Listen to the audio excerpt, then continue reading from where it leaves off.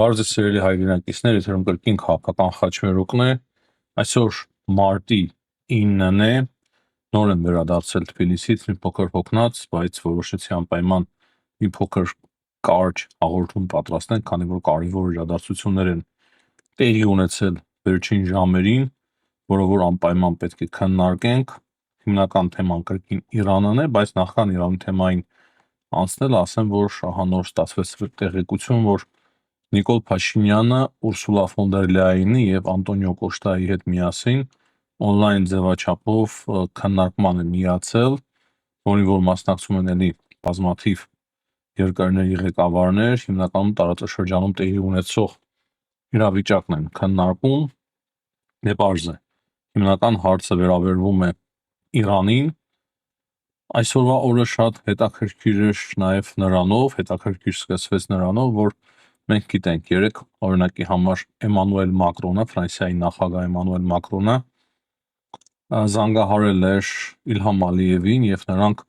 հեռախոսազրույց էին ունեցել։ Վերջին օրերին նկատվում է Ադրբեջանի եւ Ֆրանսիայի միջև հարաբերությունների վերականգնման միտում, բայց այսօր արդեն ավելի պարզ դարձավ, թե որն էր նպատակը Էմանուել Մակրոնի ակտիվացման ու քանի որ Մակրոնը նաև այդ հեռախոսազրույցից հետո խոսել էր Իրանի նախագահ Մասուդ Փեզեշկյանի հետ, իմիջիայլոց նա այն արևմտյան առաջնորդներից է, ով որ զանգահարել եւ խոսել է այս պատերազմական գործողությունների ընթացքում Իրանի նախագահ Մասուդ Փեզեշկյանի հետ եւ դրանից հետո արդեն մենք տեսանք, որ Մասուդ Փեզեշկյանը Իրանի նախագահը որոշում կայացրեց զանգահարել Իլհամ Ալիևին եւ փորձել բացատրություններ տալ Նախիջևանում տեղի ունեցածի կապակցությամբ, բայց հետաքրքիրը այն է, որ Իրանը հերքում է, որ ինքը որևիցե մասնակցություն է ունեցել Նախիջևանի վրա օդանավակայանի վրա հարձակմանը, սակայն տեսանք, որ լարվածությունը դա բավականին լուրջ ձևով հանեց, այսինքն Ֆրանսիան շատ կարևոր եւ ժամանակին ճիշտ դերակատարություն ունեցավ այս գործում, պարզ է, որ եթե լուրջ վտանգ չտեսներ Ֆրանսիայի նախագահ Էմանուել Մակրոնը, դժվար թե ինքը զանգահարեր Իլհամ Ալիևին եւ զանգահարեր նաեւ Իրանի նախագահին։ Պարզ է, որ ոչ միայն Ադրբեջանի պատճառով էր այդ զանգը, այլ նաեւ Պարսից ծոցի երկրների հետ կապված էր այդ զանգը, նաեւ Թուրքիայի, քանի որ Թուրքիայի տարածքը եւս հրթիռակոծվել էր, իմիջիայլոց այսօր եւս հրթիռակոծվել է, դրան եւս կանդրադառնանք եւ մենք տեսանք դրական միտում, այսինքն Ադրբեջանը կարծես թե իր ագրեսիվ կեցվածքից հետ կանգնեց Իրանի նկատմամբ, բայց մենք միամիտ չենք, մենք շատ լավ հասկանում ենք, որ ուղղակի Իլհամ Ալիևը այս պահի դրությամբ նախինքն էլ պատրաստ չէր, որ հայտարարում էր, թե պատասխան անպայման կտրվի եւ Ադրբեջանի պաշտպանության նախարարությունն էլ հայտարարում էր այն մասին, որ պատասխան կտա, իրենք էլ այս պահի դրությամբ պատրաստ չեն, քանի որ պատերազմը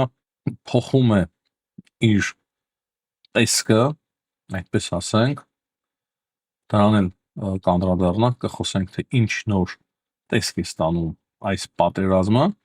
Նրա համար կարծես թե Ալիևին ձեռք տվեց նաև Մակրոնի զանգը եւ բնական է, որ Ադրբեջանը ուզում է ամեն ինչ, որպեսզի ձգձգվի եւ երկարացվի եւ ինքը ավելի լավ հասկանա, թե ինչ է տեղի ունենում տարածաշրջանում եւ արդյոք կարող է դրանց ինչ որ մի բան քաղել։ Նրա համար հնարավոր է, որ ինչ որ միտեղ Ալիևին ձեռնտու դարձավ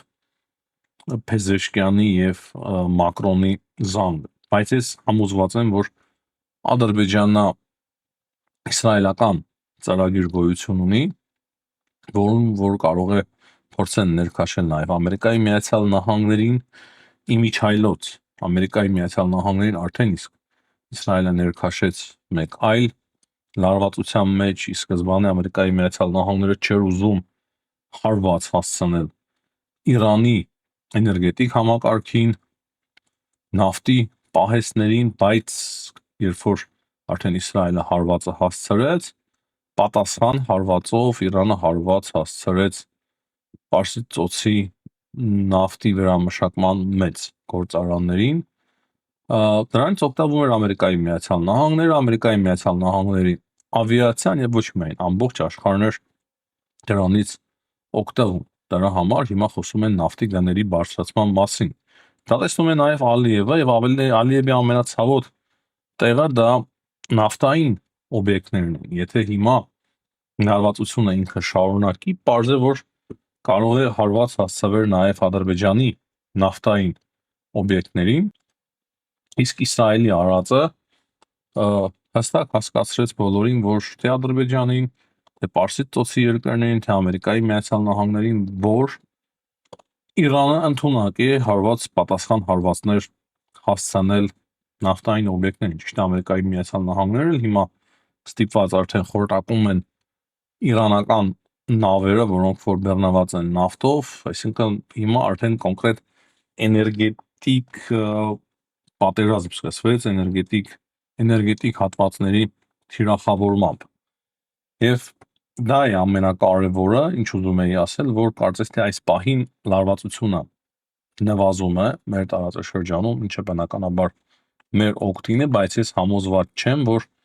նույն Իսրայելը կհրաժարվի կամ Ադրբեջանը իր ծրագրից, իրանք հիմա կրկին հետևելու են եւ դրա մասին է վկայում նաեւ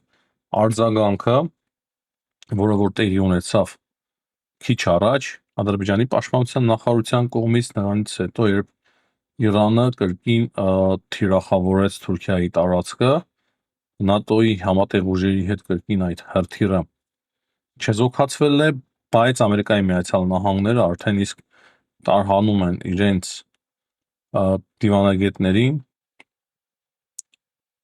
Թուրքիայի հարավ-արևելյան շրջաններից։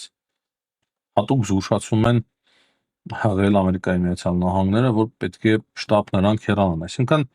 պատերազմը եւ հարվածների վտանգը գալիս է արդեն Թուրքիա։ Ինչպես արդեն նշեցի, բավականին սուր արձագանք է տվել Ադրբեջանի պաշտպանության նախարարությունը դրան, եւ դրանից հետո նաեւ Ալիևը քիչ առաջ զանգահարել է Ռեջեփ Թայիփ Էրդողանին եւ իր համերաշխությունն է հայտնել, աջակցությունն է հայտնել, այսինքն իրենք միշտ փորձում են հավատարիմ մնալ իրենց հարաբերություններին, Շուշիի դեկլարացիային եւ հասկացնել են տալիս, որ հարձակումը մեկ երկրի վրա հարձակում է մնացած երկրի վրա նույնպես, այսինքն եթե Ադրբեջանի վրա են հարձակվում, դա հարձակվում է Թուրքիայի վրա, եթե Թուրքիայի վրա են հարձակվում, դա հարձակվում է Ադրբեջանի վրա։ Կրկնեմ, Թուրքիային ինչքան էլ ձեռնտու չէ այս պատերազմը, Էրդողանը նոր հայտարարությամբ էլ է ինչ այլոց հանդես եկել, հասկացնում է, որ չէ, սա մեր պատերազմը չէ, մեծ ձեռնտու չէ, մենք ուզում ենք, որ միջազգային օրենքի շրջանակներում այս ամենը կարգավորվի պատերազմը, բայց իրենք միանշանակ դիտարկում են այն զարգացումը, որը որ կարողանան միացնել իրանական տարածքները եւ ստեղծել մեծ պանթուրանական ծրագիր իրականացնել։ Եթե Իրանը պետք է պարտվի Թուրքիայի հաշվարկներով, ապա իրենք պետք է դրանից օգտվեն, քանի որ միևնույն է, այսպես թե այնպես, դրանից հետո համար առաջին թիրախը դառնալու է Թուրքիան։ Այսպես ամեն ինչ խճճված է մեր տարածաշրջանում, այսքան ամեն ինչ բարդ է, շատ բարդ է։ Իսրայելը ունի իր շահերը, Ադրբեջանը ունի իր շահերը, որոնք որ մասամբ համընկնում են Իսրայելի շահերի հետ, իսկ Թուրքիան եւ Ադրբեջանը արդեն ունեն իրենց համատեղ ավելի գլոբալ ծրագրերը եւ շահերը եւ ահա այստեղ Ֆրանսիան էլ ցանկանում է, որ հարավային Կովկասում լինի խաղաղություն եւ հարավային Կովկասից Թուրքիայով այդ պատերազմը չտեղափոխվի Եվրոպա։ Միջայլոց Փեզեշկյանը այդ հերախոսազրույցից հետո կրկին հայտարարեց, որ իրենք չեն թիրախավորել Թուրքիան, չեն թիրախավորել Կիպրոսը, այսինքն ոչ միայն Ադրբեջանը, այլ Թուրքիան ու Կիպրոսը նույնպես հիշատակեց։ Սա է ամենակարևորը։ Մեկ այլ հետաքրքիր տեղեկություն ստանում ենք այն մասին, որ Նիկոլ Փաշինյանը չորեքշաբթի մարտի 11-ին ելույթ կունենա Ստրասբուրգի խորհրդարանում, այսինքն Եվրոխորհրդարանում, եւ սա կլինի Փաշինյանի հերթական երկրորդ ելույթը Եվրո խորհրդարանում 2026 թվականից հետո։ Շատ հետաքրքիր է լսել, թե ինչ ուղերձներ է հղելու Նիկոլ Փաշինյանը այսօր հերթական ազգային անվտանգության նիստն է գումարել Նիկոլ Փաշինյանը եւ բնական է, որ այդ ամենը այսինքն այդ հավաքը կարևոր կապված է իրանական պատերազմի հետ։ Մեկ այլ կարևոր տեղեկություն, որը որ արդեն վերաբերվում է Իրանին, Իրանում այսօր հայտարարեցին, որ իրենք ընտրել են նոր այաթոլլայի, նոր հոգևոր առաջնորդի, եւ դա դարձել է Ալի Համեյնիի որդի Մոշտաբին եւ նաեւս կոչվելու է Խամեյնի անվամբ։ Իրանում որոշ Իրանի հատվածում տոնախմբություններ, ճիշտ է, ոչ բոլոր իրանցիներն են կողմ այդ ռեժիմին, բայց մենք տեսնում ենք, որ կան նաեւ այդ ռեժիմի կողմնակիցները փորձում են տոնախմբություն իրականացնել։ Միջայլոց Նիկոլ Փաշինյանը եւս շնորհավորել է, Ալիևը եւս շնորհավորել է, բայց չգիտեմ ինչի կապակցությամբ են շնորհավորում։ Այդ նոր հոգևոր առաջնորդի հորը սպանել են ընդամենը մի քանի օր առաջ եւ դժվար թե ինքն էլ շատ կարողանա երկար մնալ այդ պաշտոնին, հաշվի առնելով այն, որ Ամերիկայի Միացյալ Նահանգները եւ Իսրայելը որս են սկսել Իրանի հոգևոր առաջնորդների նկատմամբ։ Դե շնորհավորել են, չգիտեմ ինչ ասեմ, իրենց գործն է, բայց ես ասում եմ այն ինչ կա։ Միջայլոց Իսրայելը ապա տեղեկատվություն է տարածում, թե իբր Արաբական Էմիրությունները առաջին հարվածն են հասցրել Իսրայելին, ինչը հերքում են Արաբական Միացյալ Էմիրությունները, տեսեք շատ դաժան պատերազմ է եւ ամենտեղ ապա տեղեկատվությունը եւ մենք էլ ենք մեկ քեջում, թե որն է իրականը, որն է ոչ իրականը, որն է սխալը, որն է ճիշտը, բայց այնուամենայնիվ փորձում ենք ձեզ տեղեկացնել ամենակարևորի մասին։ Սա արդեն կոնկրետ իսրայելական ապա տեղեկատվության մասին է։ Կարևոր է նշել, որ Ուկրաինան սկսել է բավականին լուրջ ձևով օգնություն ցուցաբերել մասնագիտական բարձ է մասնագիտական առումով Պարսից ծոցի երկրներին, որոնք որ հայտնվել էին իրանական դրոների եւ հրթիռների հարվածի ներքո եւ հիմա արդեն ուկրաինացի մասնագետները փորձում են սովորեցնել տեղում, թե ինչպես կարելի է պայքարել իրանական դրոների դեմ, քանի որ իրենք եւս այդ խնդրին բախվել են եւ բախվում են ամեն օր եւ իրենց փորձը անգնահատելի է, դրա համար Ամերիկայի Միացյալ Նահանգները կոնկրետ դիմել էին Ուկրաինային, որ Ուկրաինան օգնի իրենց այս հարցում։ Բայց կարևոր է նշել, որ ահա այս ֆոնին Ուկրաինայի օգնությունը նվազում է, Patriot համակարգի հրթիռները շատ քիչ են արդեն մատակարարում Ուկրաինային, օրինակի համար, եթե հիմա 600 հրթիռ են մատակարարելու Ուկրաինային, բայց ընդամենը 1 օրվա ընթացքում Պարսից ծոցի երկրները, կարծես թե միայն մեկը Արաբական Էմիրությունները դրանից ավել է ծախսում մոտ 800 հրթիռ։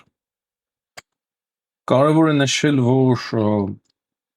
Ռուսաստանի Դաշնության նախագահ Վլադիմիր Պուտինը եւս շնորհավորել է Մոշտաբա Խամեյնիին ընտրվելու կապակցությամբ եւ դրանից հետո մենք արդեն նաեւ տեղեկություն ստացանք, որ Լիբանանում Իսրայելը հարված է հասցրել ռուսական մշակույթի տանը, այդ կադրերը նույնպես կային, սա հետաքրքիր համընկում էր, թե ինչեր դժվար է ասել, բայց որ կոնկրետ հարվածել են ռուսներին դրանով, դա փաստ է եւ տեսնենք թե հիմա ռուսները եւ Ռուսաստանը ինչպես է արձագանքել ու դժվար թե Իսրայելը չիմանար, որ